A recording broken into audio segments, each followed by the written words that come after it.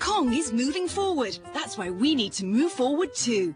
Everyone's opinion matters. We have to work together to make progress. Let's register as voters. If you are a permanent resident of Hong Kong aged 18 or above, please register as a voter by May 16. For Hong Kong's better future, let's move forward together. Register as a voter. Please visit the voter registration website or call 2891 1001 for details.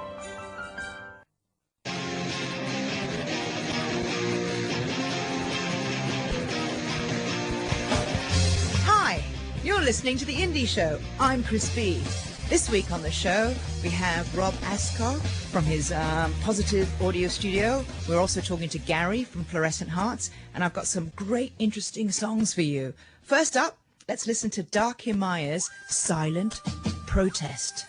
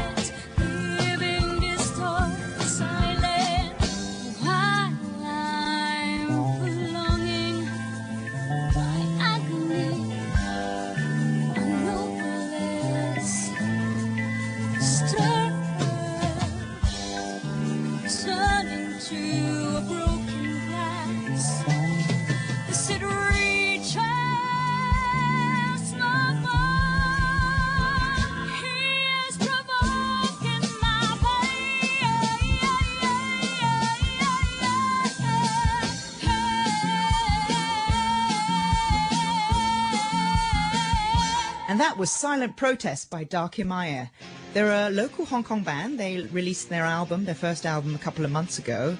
If you want more of their music, check them out at cdbaby.com. Look up Dark, D-A-R-K, Gilmour, H-I-M-A-Y-A.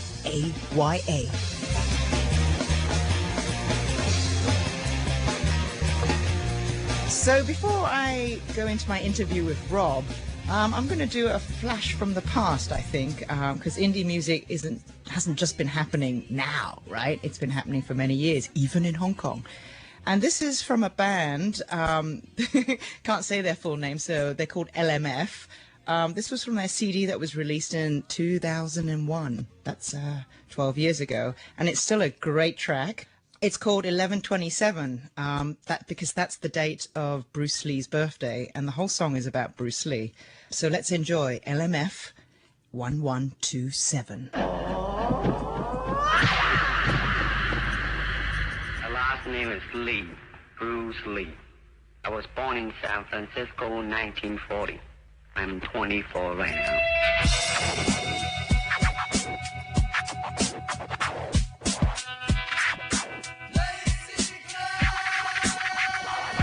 有佢教曉我哋唔係東亞病夫黃皮膚都可以做返自己，唔要跟人哋抄人哋黐人哋中國人，唔要睇死自己。有佢教曉我哋唔係東亞病夫黃皮膚都可以做返自己，唔要跟人哋抄人哋黐人哋中國人，唔要睇死自己。公元2000年，中國5000年，60年前呢度曾經出過一個人，大家又知唔知道？佢又做過一啲事，行過一條路。令到全世界嘅人都知道乜嘢叫做中國人，中國精神。佢拍過電影4、5部，透過活動嘅影像，熒光幕上前所未有嘅動作速度，拳腳道路，哲學角度，無分角度，用現代嘅電影製造，向全世界解釋中國功夫文化又行咗一條新嘅道路。截拳道大懶堂今住喺呢度，淨係想你做翻一個似樣嘅中國人，可以學人，唔使下下抄人，只好就用心去消化人哋點做。試下又問下呢度，點解又有一班失敗嘅人唔支持自己人，成日走去扮其他人。有佢教曉我哋唔係東亞病夫黃皮膚都可以做翻自己，唔要跟人哋抄人哋黐人哋中國人，唔要睇死自己。有佢教曉我哋唔係東亞病夫黃皮膚都可以做翻自己，唔要跟人哋抄人哋黐人哋中國人，唔要睇死自己。一個大中華，一個李小龍。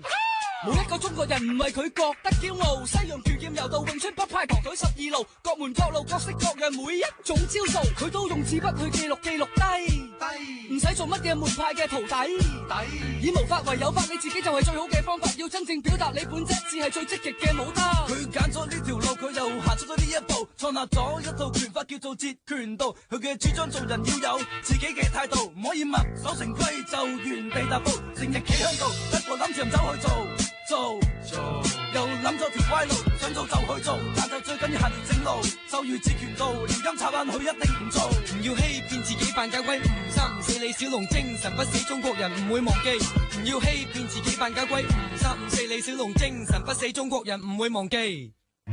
Ready. 1, 2, 3.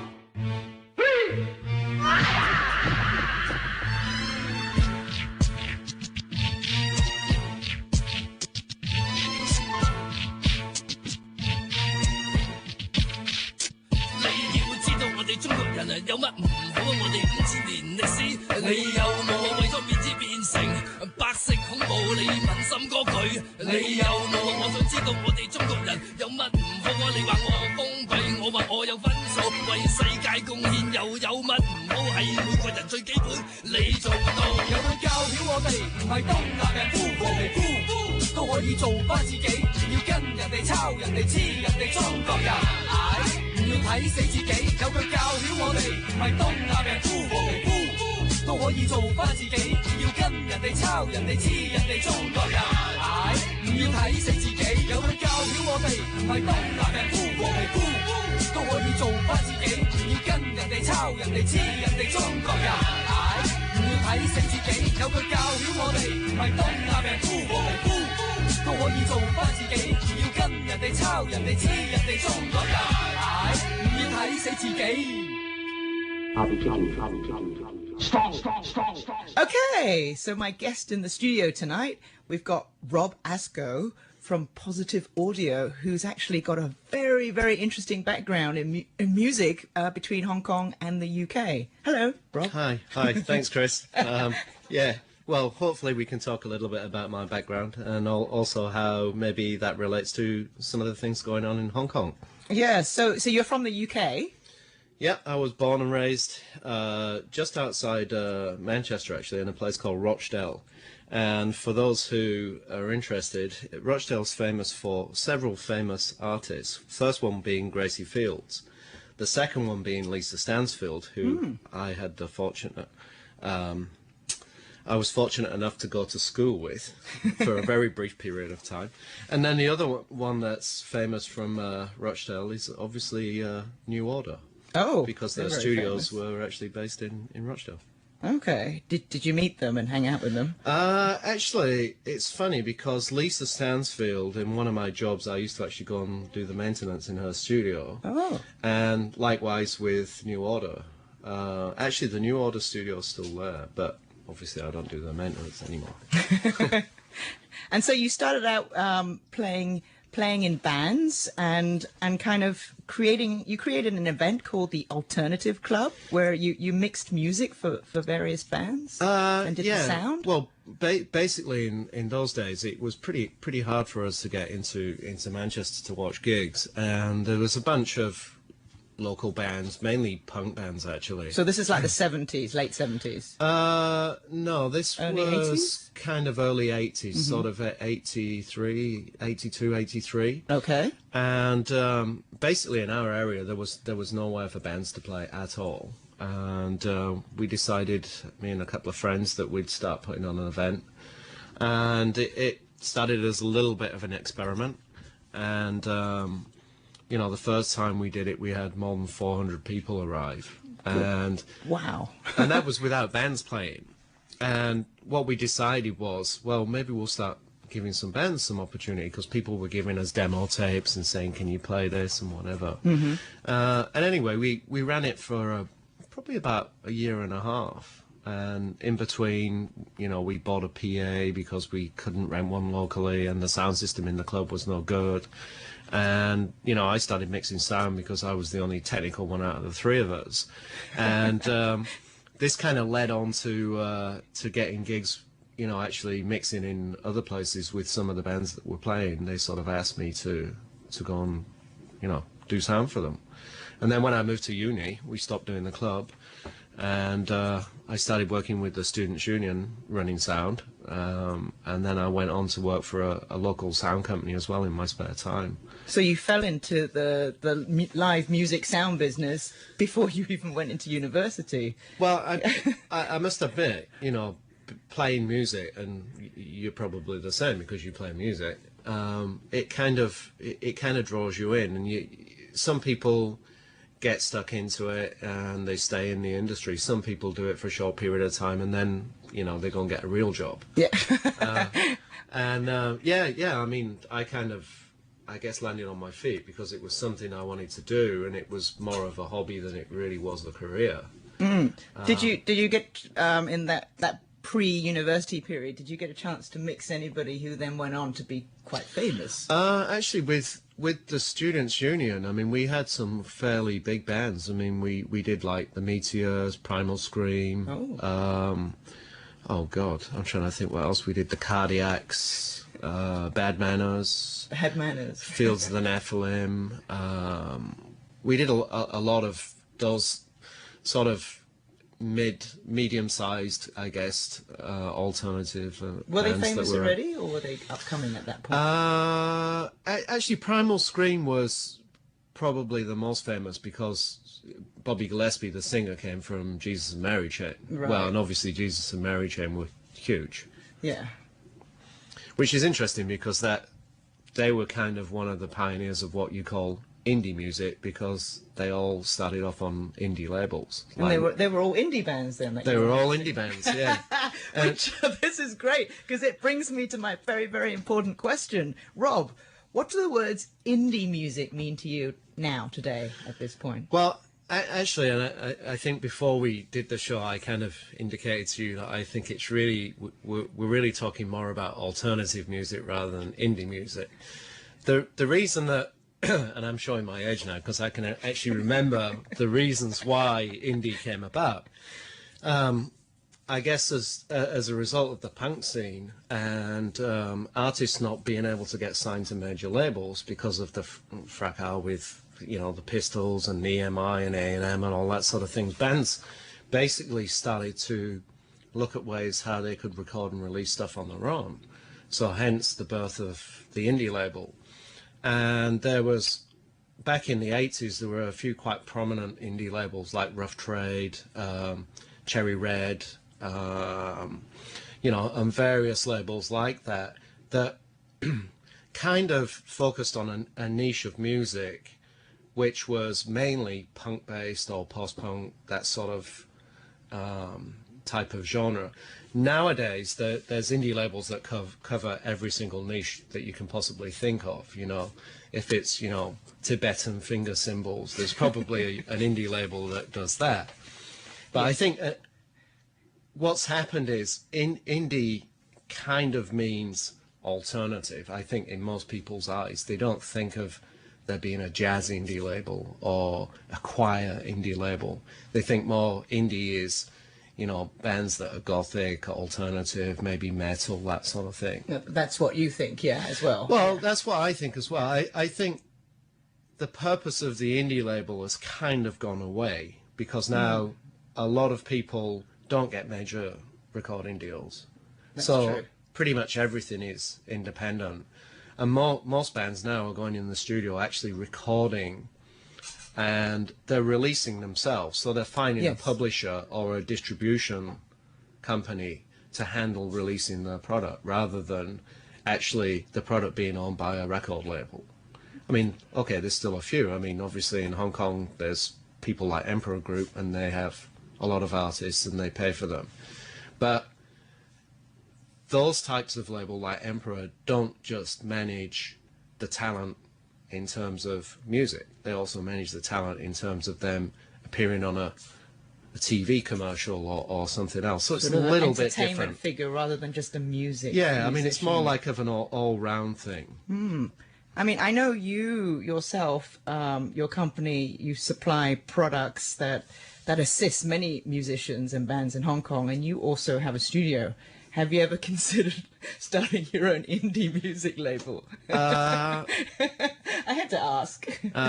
To be honest, no. Fair enough. I think it you know, I obviously don't mind recording and producing stuff, but you know, I'm kind of fussy. You know, you prefer bands with high standards, or when you say fussy, I prefer bands that I like what they're doing and I can be part of what they're doing. I don't just like doing recording for the sake of recording. So you actually like being more a hands-on producer? Yeah, and getting involved, and it's to do with the personalities and maybe a little bit of experimentation in terms of sound and that sort of thing, and coming out with something that everybody's happy with. You know, back in the day when, you know, I was working in commercial studios, you know, you basically had to do whatever session came through the door. Right. You know, and one day it might be, you know, Milli Vanilli. The next day it might be, you know, a punk band. And you just basically had to take the rough with the smooth, you know. And unfortunately, in those days, there was a lot of arrogant people around as well. Particularly the ones from the bigger labels who, you know, weren't so pleasant to work with. Whereas now I think guys that are coming in the studio, potentially they could record their own stuff. And they might have their own home studio. And they're coming to you not particularly because they can't do it themselves. They're coming to you because maybe you have a different ear, or you can maybe help them to produce a slightly different sound than they get themselves. So these are bands that are thinking bigger and thinking more out the box and more open to sharing ideas with you, because that's not every band. Oh yeah, absolutely. I mean, you know, there's a lot of artists that think that whatever they do is perfect. Yes. And usually they're the ones that don't do very well. So, I mean, you've worked with some really interesting names. I mean, I'm reading this, and like Law Chi and Tang Dynasty. This was prior to your present company, right? This was in China. Did you do production, or was it more live sound mixing on tour? Actually, when I first moved out to Hong Kong, I was working for a company that is actually the agent for JBL and for Harman Products, and basically they were looking at ways that we could actually promote, you know, the brands that they carried in China. So we came up with this idea: why didn't we do some touring? And basically, we'll pay a bunch of bands and we'll go on tour, which we did. We did it 3 times actually. And, which years are we talking about? The first one we did was November 1993. Well, okay, so 20 years ago? Yeah. So basically, I mean, you know, China was pretty much only just open then. And in terms of putting on rock and roll, it was fairly unheard of. And we did basically the major 3 cities, so Guangzhou, Beijing, and Shanghai. And what was it like? Generally, audience feedback. It was pretty interesting. Actually, we're working with a guy called Wang Xiaojing, who's, I guess, is quite a historical figure in China music, because he was the guy that was responsible for Tui Jian. Okay. He started all of that early sort of rock music stuff in China. And then he subsequently went on and did the 12 Girls, which I guess everybody knows. So he had kind of the entrepreneurial spirit to think, well, you know, China's opening the door, let's do some rock and roll. So anyway, we went on to the first tour we did was Jinan, which is Luo Qi's old band, a Beijing band called Again, and there was another band from Sichuan who I can't quite remember what their name was, but they basically did Nirvana covers. Oh, okay. In a very bad way. So you saw at that point, this is the early 90s, you were seeing like indie Chinese bands of varying sort of standards, I would say, from what you said. I mean, again, and Jinan were definitely very commercial bands. I mean, they went on, you know, released CDs and you know, got fairly popular in China.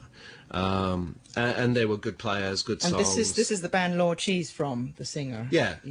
Okay. And kind of doubling back to your question about the audience reaction, it was pretty amazing actually. All of the gigs we put on, it was free to come in, and we were filling probably 3,000 to 4,000 seat venues every night.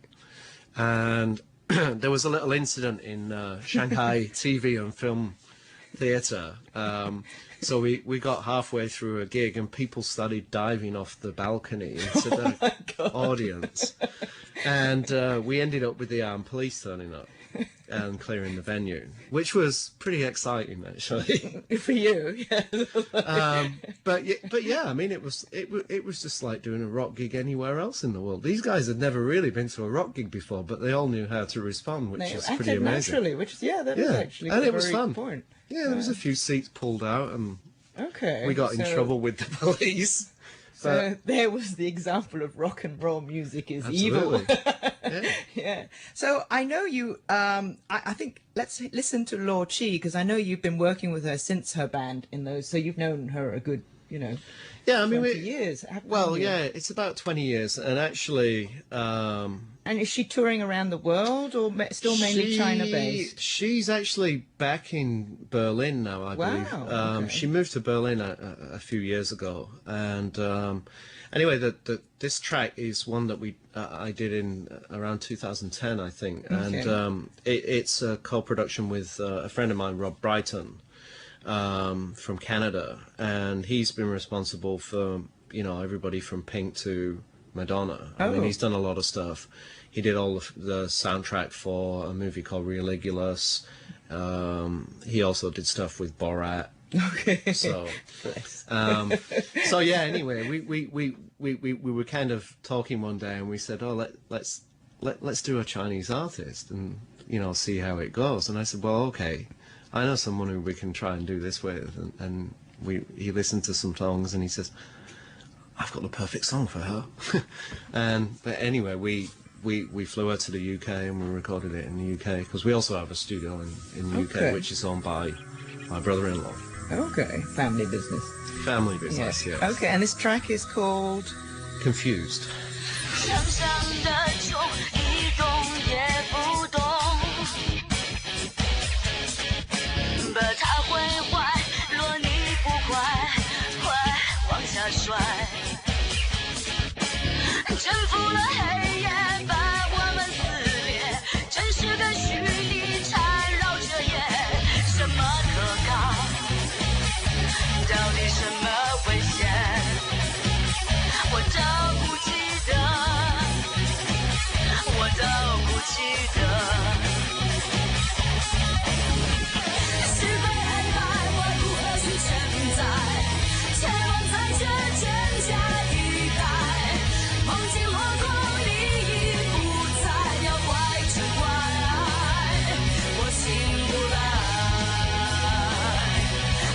不来，我醒不来。将心猜，越猜越不明白。不值钱为你从天堂掉下来。似乎是感觉变成了错觉，爱情不应该太轻易被替代，生死不败，我都不记得，管他不记得，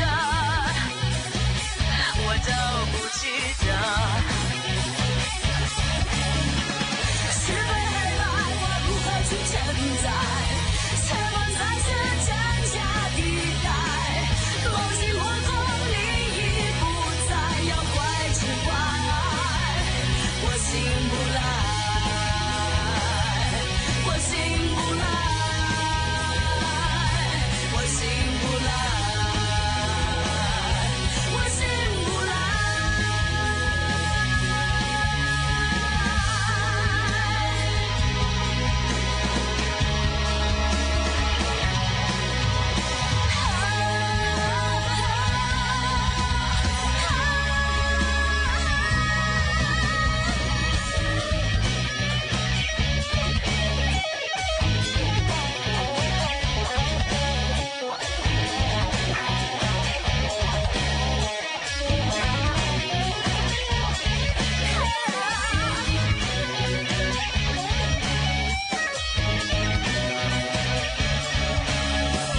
是非黑白，我如何去承载？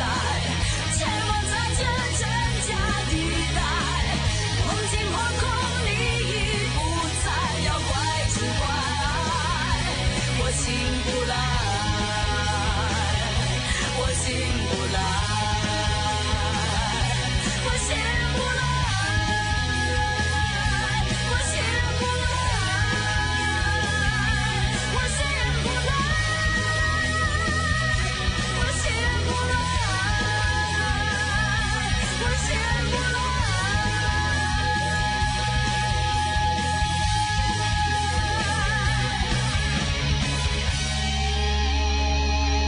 我醒不来。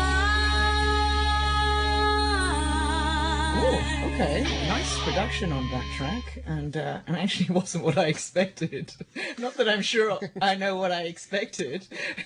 Well, yeah, I mean, I guess you could argue it's not really indie music, but the fact that she was kind of an indie artist, I guess back in the day, and then progressed on to being a fairly big artist, and then disappeared. She a big indie artist, though. I mean, you have that as well. Yeah, and you know the whole purpose behind that track was trying to bring her music a little bit forward into the modern day. Like if you listen to the early stuff from her band, you know, it's all played in the key of E, you know, standard guitar, all standard guitar tunings. Whereas, you know, this was recorded in drop D, you know, so slightly more contemporary production.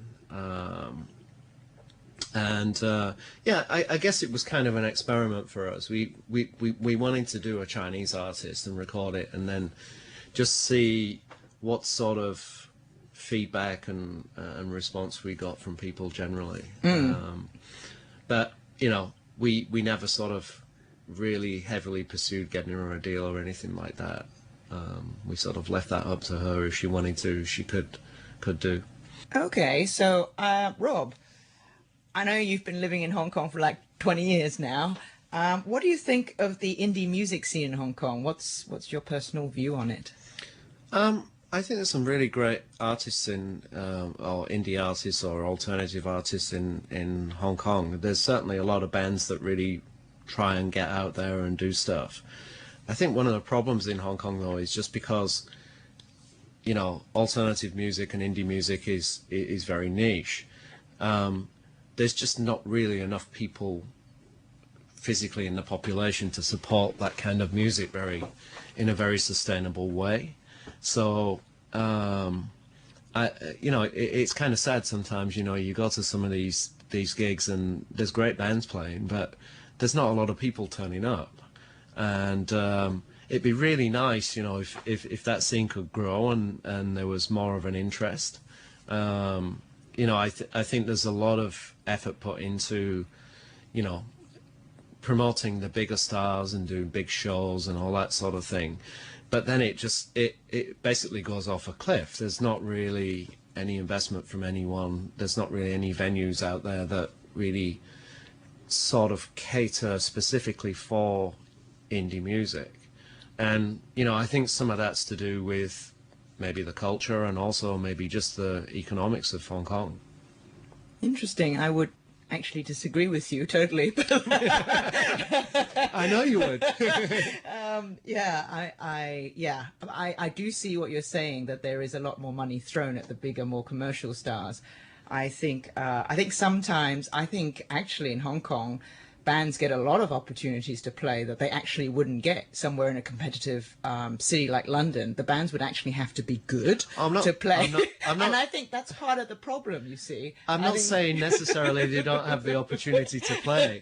They have the opportunity to play. It's just whether they have the opportunity to play in front of a decent audience. Yeah, I think there are. And I think that then there may be other issues, you know, the promoter or the person, the company they've hired to provide the bands may actually not know anything about bands and fall back on the usual commercial bands that we all hear of. There are plenty of good indie bands in Hong Kong that are, you know, some people might say unknown, you know, that you know, and it's actually surprising. Sometimes I've been to shows and people go, "Oh my God, this is a Hong Kong band?"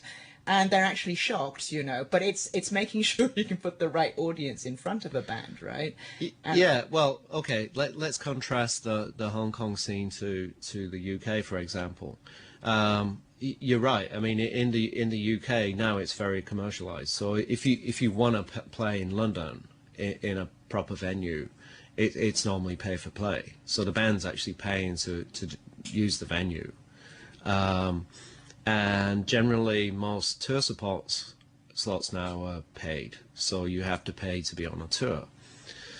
But there are still, you know, if you're out of town, if you're in the smaller cities like Manchester or Birmingham, for example, you can still go to a venue and watch a bunch of indie bands, and there'll be a couple of thousand people there, right? Well, in Hong Kong, you don't have that pool of people. That's the point I'm trying to make. Okay, I see your point. There's some great bands, but there's not the audience there for the bands. Well, I think there's also in the UK the culture that great bands have been discovered and come out of the UK for many, many years. So people are actually trained to go to concerts and think, you know, potentially the band I'm watching tonight could be the next great big thing, right? Whereas people are not really trained to that in Hong Kong, let's be honest. So they don't go to, they have much lower expectations of a gig. So prior to a show, especially now in this day and age, they have so many things to choose from: a movie, IMAX movie, you know, like dinner with friends, a birthday party, a gig at backstage or something. So, you know, the gig has to be really, really good for people to be drawn to it, right? But I think it's, you know, so I think hopefully this is something that I hope will come out of Hong Kong, is a few fantastic bands. Yeah. I mean, and that brings me to, actually, I think you've brought music to one of the greatest Hong Kong bands there are. You tell me why you picked this track and this band. Yeah, well, I mean, there's a lot of great bands out there, and for all the other bands that know me, you know, no disrespect, you know, I picked something that I thought was pretty unique for a Hong Kong band. A little bit niche. It's a nice production.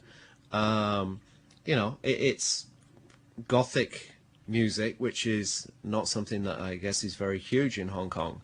But I picked it just basically because it's a good example of a very good alternative band in Hong Kong that can actually play. They actually fit the genre that they're trying to be in. And, you know, if they were in Germany or the UK where, you know, the goth scene's pretty big, I'm sure they'd do really, really well for themselves. I agree with you. Because there's a bunch of, you know, indie labels in those countries that actually promote this kind of music. And actually, previously, my band, we released one of our tracks on a compilation that came out of Germany. That's right. You used to be in a goth band, didn't you? Yes, I used to be in a goth band. Called Benediction. And yes, that's and not the heavy metal not band. the death metal band, but the goth band. Yes, so goth is very dear to your heart, yes? Yeah, well, I kind of grew up in that sort of post-punk thing where Bauhaus and, you know, bands like that, Specimen, you know, those sort of bands were the thing of the day, especially when you were a college student. So this band, I have seen them perform live, and actually they're great live as well. So what a great example for you to bring. So it's... Yeah, I mean, not only do they have the sound, they have the image as well. The stage presence. Yeah, everything. and it's just the whole brilliant. package. Yeah. So this is Vrank, the band we're talking about. That's VRANK, and this track is called Dark Princess.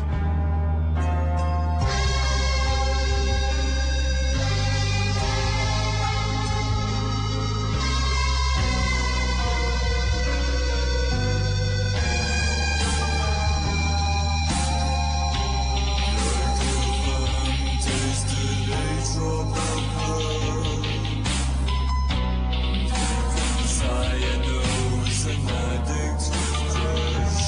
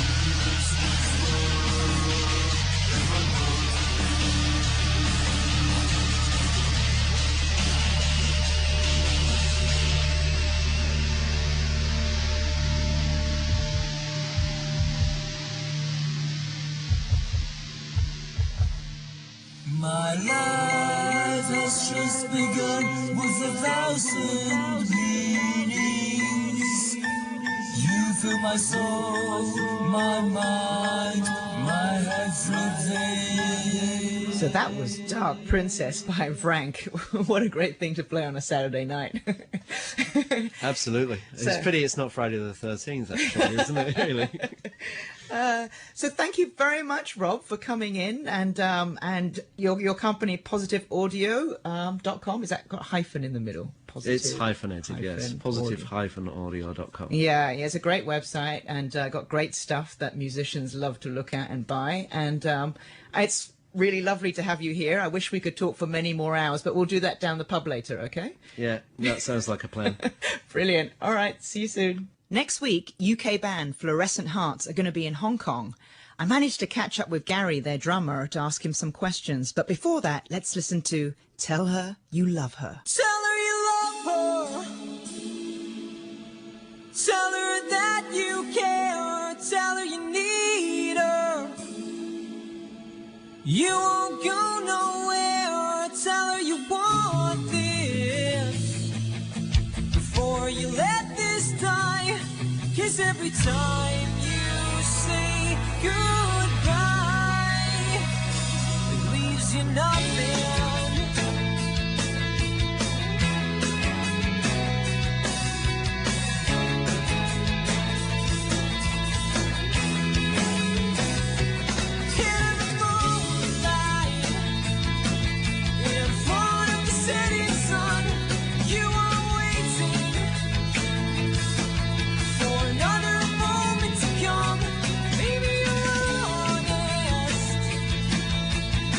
Can't wait this long.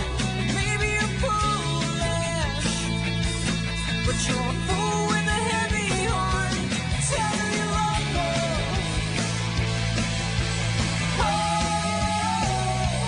tell her you love her.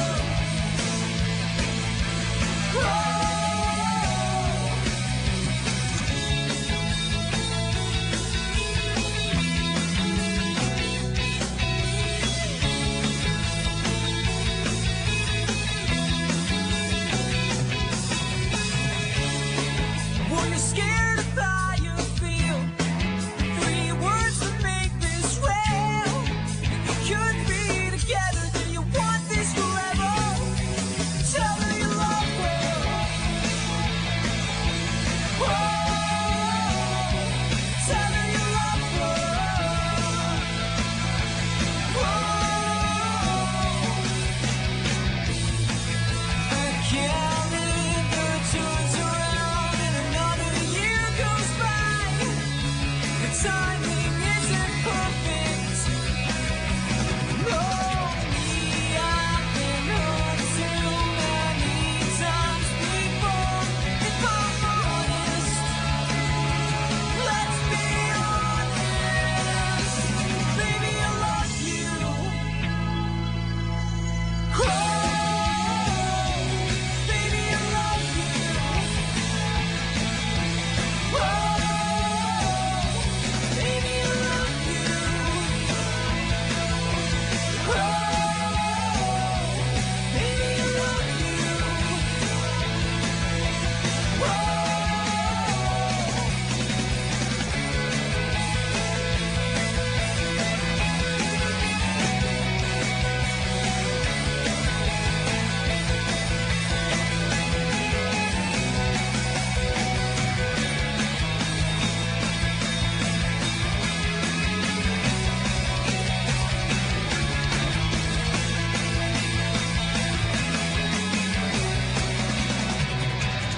Gary, when I say indie music, what does that immediately make you think of? I mean, what do you think of indie music?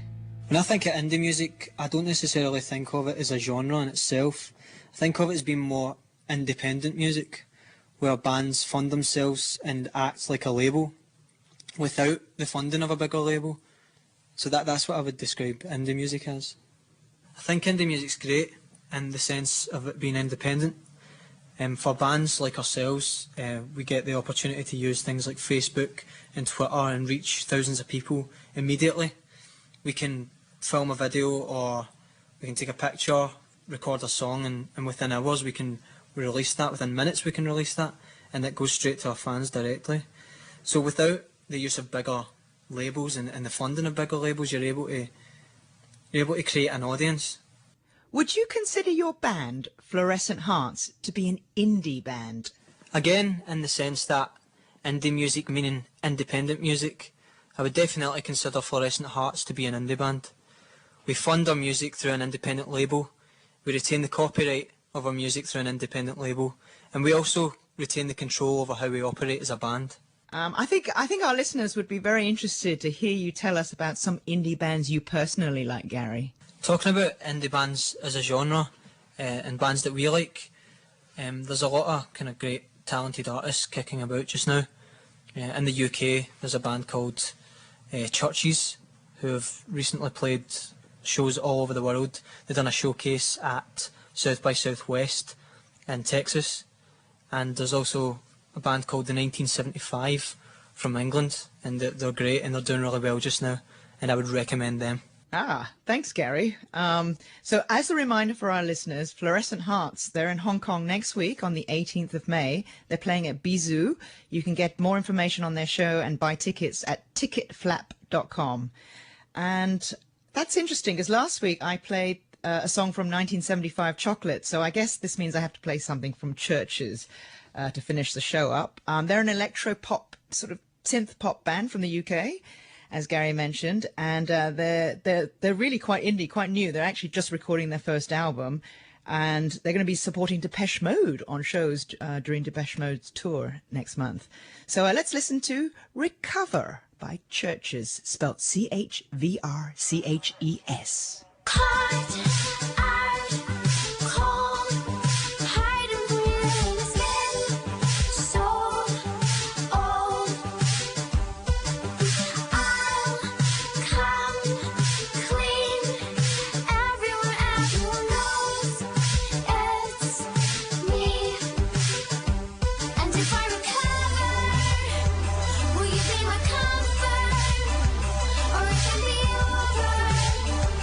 Or we can just leave.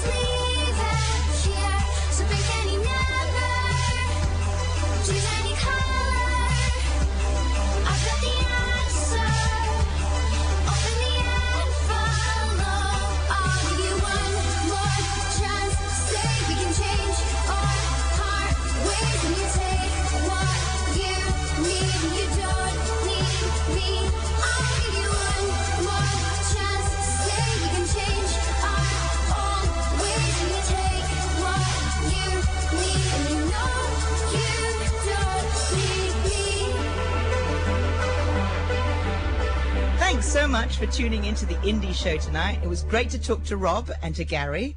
And I'm going to leave you with this track. Okay, it's from a Korean band. Everybody's heard of K-pop. Yeah, we know. This is an indie band. They're called Idiot Tape. They're actually great to watch live. Look them up on YouTube. It's a live drummer and it's a DJ. And this track is called 0805. See you next week.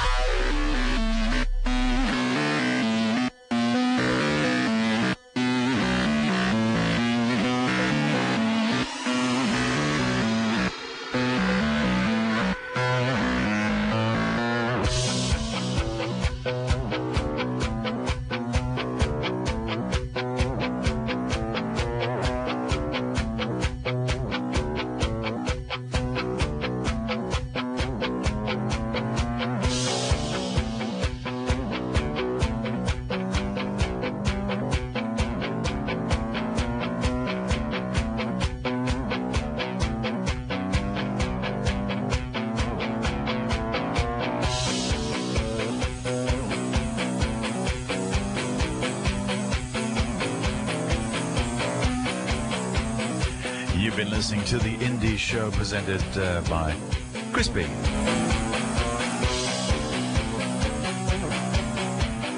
The program is produced by Noreen. Let's take a look at our weather before the news at 9 o'clock. Mainly cloudy with 1 or 2 showers. Visibility relatively low in some areas. Sunny periods for tomorrow, Sunday. Temperatures ranging between 24 and 29 degrees. And the outlook, some sunny periods are expected, but there will be some showers as well over the next couple of days. Currently 26 degrees Celsius and a humidity of 82%.